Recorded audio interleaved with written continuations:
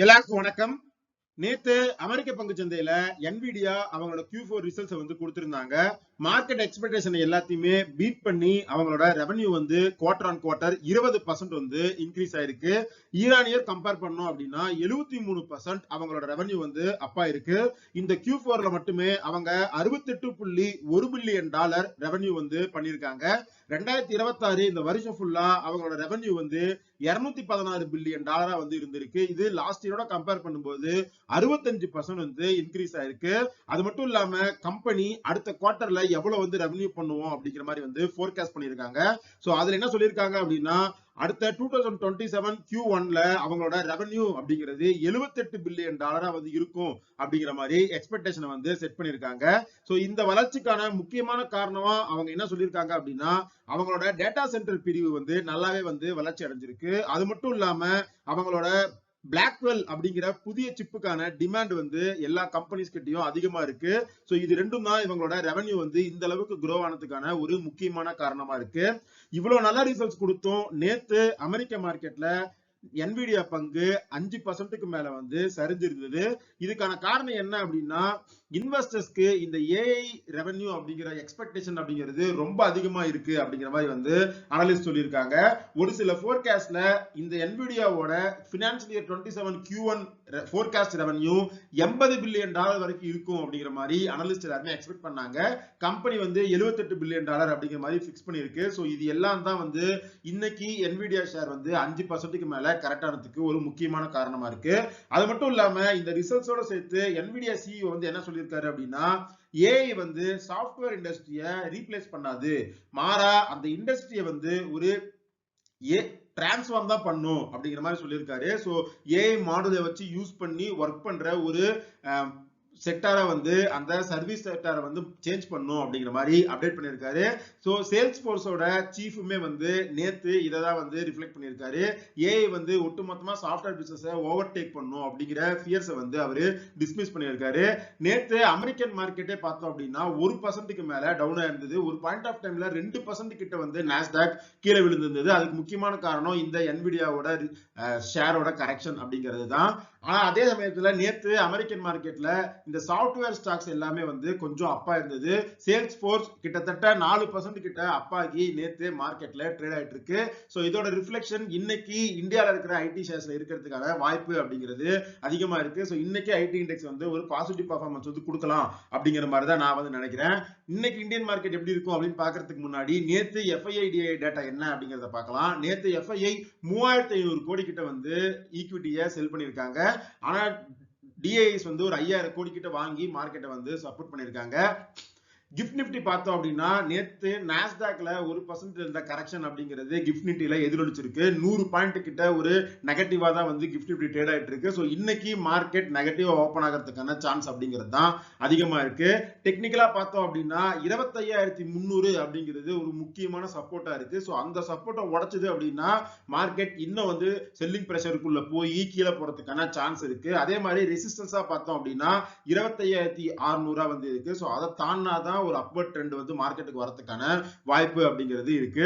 அதே சமயத்துல இந்த வெலட்டாலிட்டி இண்டெக்ஸ் ஒரு 2-3 நாளைக்கு முன்னாடி 14 இருந்தது. அது இப்ப குறைஞ்சு 13 வந்து மாறி இருக்கு. சோ இது வந்து ஒரு பாசிட்டிவ் நியூஸ். மார்க்கெட்ல கொஞ்சம் ஸ்டெபிலைசேஷன் வருது அப்படிங்கறத தான் வந்து இந்த வெலட்டாலிட்டி இண்டெக்ஸ் குறைஞ்சது அப்படிங்கிறது நமக்கு வந்து காட்டுது. அடுத்த ஐடி செக்டர் சம்பந்தமா ஒரு சில அப்டேட்ஸ் இருக்கு. அது என்ன அப்படிங்கறத பார்க்கலாம். ஐடி சர்வீசஸ் இந்தியால மொத்தமாவே இந்த பினான்சியல் இயர் 26ல 315 பில்லியன் டாலர் வந்து ரெவென்யூ பண்ணுவாங்க அப்படிங்கிற மாதிரி வந்து ஃபோர்காஸ்ட் பண்ணிருக்காங்க. அது மட்டும் இல்லாம இதுல குறிப்பிட்ட அந்த ஏஐ ரெவென்யூ அப்படிங்கிறது 10ல இருந்து 12 பில்லியன் டாலர் வந்து இருக்கும் அப்படிங்கிற மாதிரி நாஸ்காம்ல வந்து ரிப்போர்ட் கொடுத்திருக்காங்க. சோ இதுல இருந்து நமக்கு என்ன தெரியுது அப்படின்னா நாம ப்ரீவியஸா பேசின மாதிரி ஐடி கம்பெனிஸோட பிசினஸ் அப்படிங்கிறது டிரான்ஸ்ஃபார்ம் ஆயிட்டு இருக்கு. சோ அந்த டிரான்ஸ்ஃபர்மேஷன் அப்படிங்கிறது கொஞ்சம் நாளைக்கு இருக்கும். நம்ம 2-3 நாளைக்கு முன்னாடி பார்த்தோம் HCL டெக்கோட CEO வந்து இந்த ஐடி செக்டரோட அந்த டிரான்ஸ்மிஷன் அப்படிங்கிறது ஒரு பெயின்ஃபுல் டிரான்சிஷனா இருக்கும் அப்படிங்கிற மாதிரி சொல்லியிருந்தாரு. சோ அமெரிக்காவில் நடக்கிற இந்த டெவலப்மெண்ட்ஸுமே நமக்கு அதை தான் வந்து சொல்லுது. அதே சமயத்துல TCS ஓட CEO கீர்த்திஸ்வரன் என்ன சொல்லியிருக்காரு அப்படின்னா TCSல இருக்க எம்ப்ளாயிஸ் எல்லாருமே ஏஐ யூஸ் பண்ண கத்துக்கணும் அப்படிங்கிற மாதிரி சொல்லியிருக்காரு. ஏன்னா அது வந்து நமக்கு ஒரு புதிய ஆப்பர்ச்சுனிட்டிஸை வந்து கிரியேட் பண்ணி கொடுக்கும் அப்படிங்கிற மாதிரி TCS ஓட CEO வந்து அப்டேட் பண்ணியிருக்காரு. நேத்து கோஃபோர்ஜ் வந்து ஒரு $158 மில்லியன் டீலை வந்து லண்டன்ல இருக்கிற ஒரு ஃபேம் கிட்ட வந்து முடிச்சிருக்கோம் அப்படிங்கிற மாதிரி வந்து சொல்லியிருக்காங்க. சோ இந்த கோஃபோர்ஜ் இந்த மாதிரியான கம்பெனிஸ் எல்லாமே வந்து ஒரு மிட் கேப் ஸ்பேஸ்ல இருக்கிற ஒரு பெரிய ஐடி கம்பெனிஸ். எப்படி லார்ஜ் கேப் ஐடி கம்பெனிஸ்ல கரெக்ஷன் அப்படிங்கிறது ரொம்ப ஹெவியா நடந்ததோ அதே மாதிரி மிட் கேப் ஐடி கம்பெனிஸ்லயுமே கரெக்ஷன் அப்படிங்கிறது ரொம்பவே ஹெவியா வந்து நடந்திருக்கு. லாஸ்ட் 3 மந்த்ஸ்ல கோஃபோர்ஜ் பாத்தீங்கன்னா 35% கிட்ட கரெக்டா இருக்கு. பிரெசிசஸ் சிஸ்டம்ஸ் 25%, எம்பசிஸ் வந்து 20% வந்து கரெக்டா இருக்கு. பட் இந்த கரெக்ஷனுக்கு அப்புறமும் இந்த ஷேர்ஸ் எல்லாமே கொஞ்சம் காஸ்ட்லியா இருக்கு அப்படிங்கிற மாதிரி தான் நான் வந்து நினைக்கிறேன். ஏன்னா கோஃபோர்ஜோட பிஇ பாத்தீங்கன்னா இப்ப 32 இருக்கு, ரெசிஸ்டன்ஸ் 41 இருக்கு, எம்பசிஸ் வந்து ஒரு 24 அப்படிங்கிற பிஇல இருக்கு.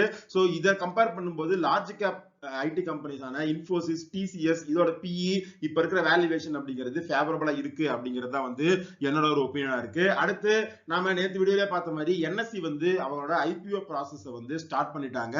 அதுக்கு ரிலேட்டடா பேசும்போது என்எஸ்சியோட எம்டி வந்து என்ன சொல்லியிருக்காரு அப்படின்னா எஃப்&ஓ ட்ரேடிங்ல மினிமமா ஒரு எலிஜிபிலிட்டி கிரைட்டீரியா வந்து கொண்டு வரணும். அந்த கிரைட்டீரியாவை பாஸ் பண்றவங்க மட்டும்தான் எஃப்&ஓ ட்ரேடிங்குள்ள அலோவ் பண்ணப்படணும் அப்படிங்கிற மாதிரி வந்து சொல்லியிருக்காரு.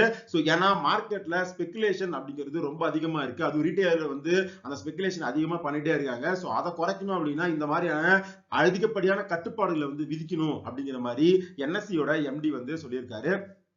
அடுத்து நேத்து நடந்த ஒரு முக்கியமான டெவலப்மெண்ட் அப்படிங்கிறது என்ன அப்படின்னா கோல்டு அண்ட் சில்வர் இடிஎஃப்ல பிரைஸ் வந்து எப்படி பிக்ஸ் பண்றாங்க அப்படிங்கிறதுல செபி வந்து ஒரு சேஞ்சை வந்து கொண்டு வந்திருக்காங்க. இந்த சேஞ்ச் வந்து ஏப்ரல் 1, 2026 வந்து இம்ப்ளிமெண்ட் ஆக போகுது. ஸோ இந்த சேஞ்சில் அவங்க என்ன சொல்லியிருக்காங்க அப்படின்னா இப்ப வரைக்கும் இந்த கோல்டு அண்ட் சில்வர் இடிஎஃப் இது ரெண்டோட அந்த என்ஏவி அப்படிங்கிறது வந்து லண்டன் சந்தை விலையை வந்து அடிப்படையா வச்சுதான் வந்து கணக்கிடப்பட்டு வந்தது. ஸோ இதுக்கப்புறம் அதை வந்து ஃபாலோ பண்ணாம இந்தியாவில் வெளியிடப்படுற இந்த உள்நாட்டு நேரடி விலையை வந்து பயன்படுத்தி வந்து கணக்கிட போறோம். சோ அது வந்து மோர் அக்யூரேட்டா இருக்கும் டொமஸ்டிக் பிரைசஸ்க்கு அப்படிங்கிற மாதிரி வந்து சொல்லியிருக்காங்க. சோ இது வந்து ஏப்ரல் 1ல இருந்து இம்ப்ளிமெண்ட் ஆகும். சோ அது வந்து அதுக்கேற்ற மாதிரி வந்து மியூச்சுவல் ஃபண்ட் ஹவுசஸ் வந்து அவங்களோட இடிஎஃப் பிரைஸ் ரிவிஷனை வந்து பண்ணுவாங்க அப்படிங்கிற மாதிரி எதிர்பார்க்கலாம். அடுத்து எம்கே அவங்க வந்து ஒரு புரோக்கரேஜ் ஹவுஸ். அவங்க என்ன சொல்லியிருக்காங்க அப்படின்னா இந்த ரீசெண்டான ஏஐ செல் ஆஃப்க்கு அப்புறம் ஐடி செக்டர் வேல்யூவேஷன்ஸ் அப்படிங்கிறது கொஞ்சம் அட்ராக்டிவா இருக்கு அப்படிங்கிற மாதிரி சொல்லியிருக்காங்க. அவங்களோட போர்ட்போலியோல எம்பசிஸ் வந்து அவங்க எக்ஸிட் பண்ணிருக்காங்க. நம்ம முன்னாடி பார்த்த மாதிரி அது வந்து மிட் கேப் கம்பெனி. அதே சமயத்துல இன்ஃபோசிஸ் அண்ட் HCL டெக் இது ரெண்டையுமே அவங்களோட போர்ட்போலியோல அவங்க ஆட் பண்ணிருக்காங்க அப்படிங்கிற மாதிரி அவங்களோட ரிப்போர்ட்ல வந்து அவங்க அப்டேட் பண்ணிருக்காங்க. HCL டெக் வந்து கடந்த ஒரு மாசத்துல 20%, இன்ஃபோசிஸ் வந்து 23% வந்து டவுன் ஆயிருக்கு. நான் பர்சனலா வந்து இன்ஃபோசிஸ்ல ஒரு ஆப்பர்ச்சுனிட்டி இருக்கிறதா வந்து நான் பாக்குறேன். அடுத்து அனலிஸ்ட் எல்லாருமே என்ன சொல்லியிருக்காங்க அப்படின்னா மார்க்கெட் இப்ப இருக்கிற நிலவரத்துல ஸ்மால் கேப்ல வந்து ஒரு இபிஎஸ் டவுன் கிரேட் ரிஸ்க் வந்து இருக்கு அப்படிங்கிற மாதிரி சொல்லியிருக்காங்க. ஏன்னா ஏர்னிங்ஸ் அப்படிங்கிறது கொஞ்சம் கொஞ்சமா வந்து குறைஞ்சிக்கிட்டே இருக்கு. சோ இதனால ஸ்மால் கேப் அப்படிங்கிறது ஆல்ரெடி வந்து ஒரு சரிவுல தான் இருக்கு. இன்னும் அதுல சரிவு வரதுக்கான வாய்ப்பு வந்து அதிகமா இருக்கு அப்படிங்கிறது தான் இதோட இம்ப்ளிகேஷனா இருக்கு. சோ இப்போதைக்கும் ஸ்மால் கேப்ல ஒரு என்ட்ரி கொடுக்கிறது, ஸ்மால் கேப் கம்பெனிஸை பை பண்றது அப்படிங்கிறது உகந்ததா இருக்காது. ஸ்மால் கேப்போட கம்பேர் பண்ணும்போது லார்ஜ் கேப்ல வந்து ஒரு சேஃபரான பெட்ஸ் வந்து இருக்கிறதுக்கான சான்ஸ் இருக்கு அப்படிங்கிற மாதிரி அனலிஸ்ட் எல்லாருமே வந்து அப்டேட் பண்ணியிருக்காங்க. சோ இதெல்லாம் தான் இன்னைக்கு நாம மார்க்கெட்டோட ஓப்பனிங்க்கு முன்னாடி தெரிஞ்சுக்க வேண்டிய முக்கியமான விஷயங்கள். நாம முன்னாடியே பார்த்த மாதிரி மார்க்கெட் வந்து இன்னைக்கு நெகட்டிவா ஓபன் ஆகிறதுக்கான வாய்ப்பு அப்படிங்கிறது தான் அதிகமா இருக்கு. ஐடி ஸ்டாக்ஸ் மட்டும் கொஞ்சம் பாசிட்டிவா பெர்ஃபார்ம் பண்ணலாம் அப்படின்னு நினைக்கிறேன். இந்த வீடியோல நம்ம டிஸ்கஸ் பண்ண எல்லா விஷயங்களுமே ஒரு இன்ஃபர்மேட்டிவ் பர்பஸ்க்கு தான். நீங்க பர்சனலா இன்வெஸ்ட் பண்றதுக்கு முன்னாடி ரிசர்ச் பண்ணுங்க, செபி சர்வேட்ட செக் பண்ணிட்டு அதுக்கப்புறம் வந்து இன்வெஸ்ட் பண்ணுங்க. இந்த வீடியோ பிடிச்சிருந்தா லைக் பண்ணுங்க, நம்ம சேனலை சப்ஸ்கிரைப் பண்ணுங்க. இதே மாதிரி இன்னொரு வீடியோ உங்களை மீட் பண்றேன். அது வரைக்கும் நன்றி, வணக்கம்.